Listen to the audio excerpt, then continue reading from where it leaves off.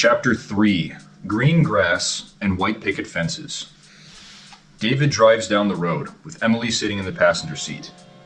He takes a moment to screw with his radio. The Cure, Lost, plays, followed by Outkast, Hey Ya, and Holiday by Green Day. David turns the radio off, preferring to sit in silence, and to hear the ambient whooshing of wind as it rushes past the car. Emily sits beside him, biting her nails and fidgeting. She seems incapable of looking in his direction. She wonders if she got in the right car. She speaks in a low voice. "I'm sorry that I laughed at you." "It's all right," he says. "I don't mind." A long pause between them. "I just didn't assume you were the type." Another long pause.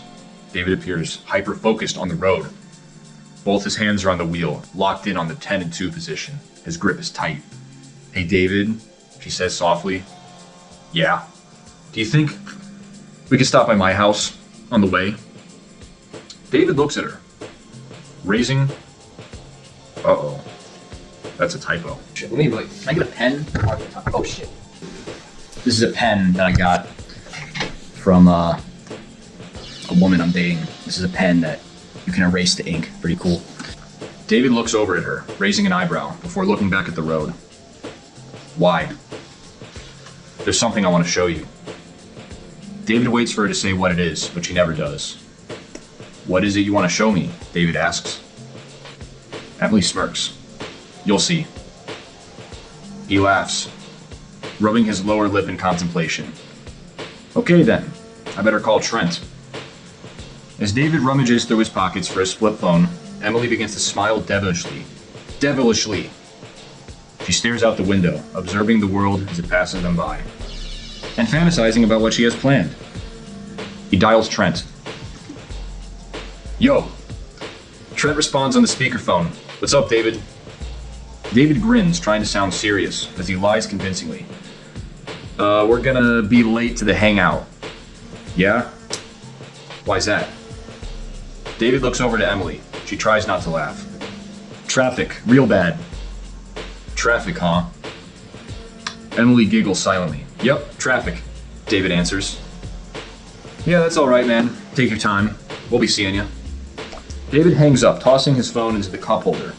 Emily looks overjoyed. She grasps onto his driving arm. The car swerves slightly, but David keeps it under control. It doesn't freak out.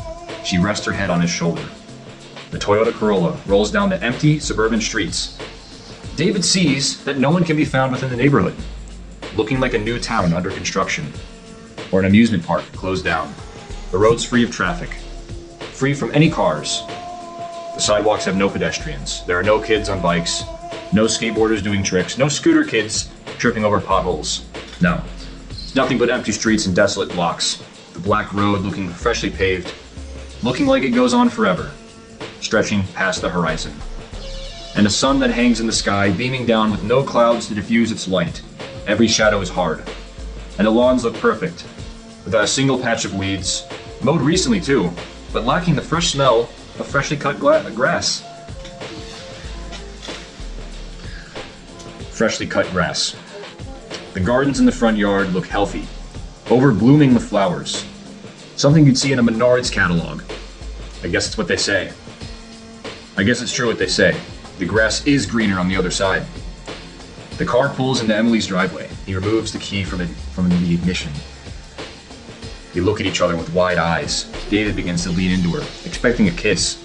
But before he can make the commitment, she pulls away sunnily and exits the car. David sits there for a second, disappointed and confused. He follows after her.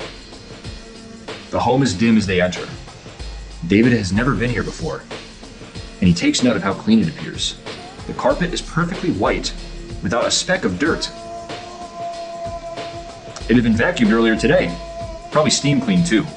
The furniture looking spotless, with plastic coverings on all the cushions. It has that new house smell, way too much Febreze. A plug-in freshener in the corner of the room, spewing out nauseous fumes. David shuts the door behind them and quickly locks the deadbolt.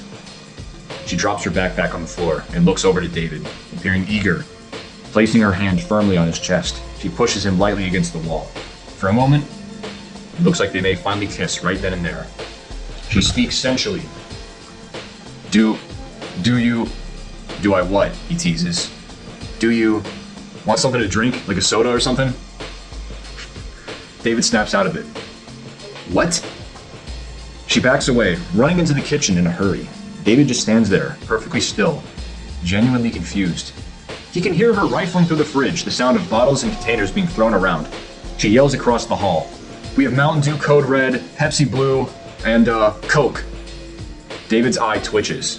I'm fine, Emily. He takes a moment to look around the house, seeing the many photos of Emily and her mother. But there is no one else in their lives. No visible father figure?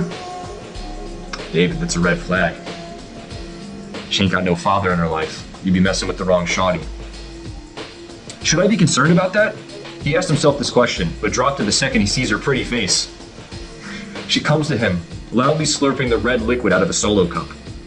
So, what did you want to show me? He asked her. Emily's eyes light up. Oh yeah! She runs up the stairs, leaving David alone. Standing at the base of the stairwell, bewildered, blinking again and again. Is this girl autistic? He asked himself the question. From the doorway, he looks into her bedroom. She is sitting on her bed, her feet dangling and kicking, looking so innocent. The room is soft, all the furniture is pink, as are the walls and her decorations. He sits down beside her. So, he says. So? She responds. So, you brought me all this way. What did you want to show me, Emily? He already knows the answer. She fidgets with her hands for a moment, avoiding eye contact, pausing for a few seconds, hesitant to say the obvious. It's best not to say. She puts her hand on his shoulder. Let me show you. Without words. They hear the sound of a car pulling into the driveway. Emily pulls away from him and sighs. She gets up to look out her bedroom window. Who is that? David asked. Emily paces up and down her room, fidgeting with random objects, not saying a word to him. She turns on the radio and sets it to a low volume. David remains on the bed, looking uncomfortable, yet calm. The sound of the front door opening. Emily, a voice calls out from downstairs. Whose car is that in the driveway? Emily walks into the hallway. It's my friend's car. We're upstairs. David remains on the bed, frozen, still. Emily is leaning against her door, trying to get as far away from David as possible. She's sweating. Her face is still red. Anyone can see that. Who is she fooling? A woman pokes her head into the room.